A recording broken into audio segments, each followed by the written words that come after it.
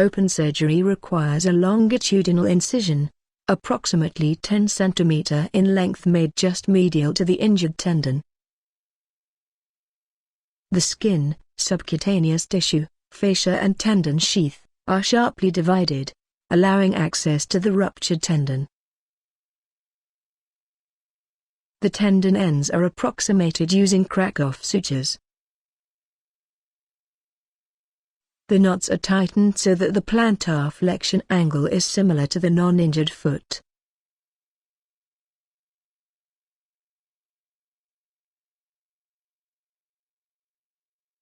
Finally, the tendon sheath, soft tissues and skin are closed successively.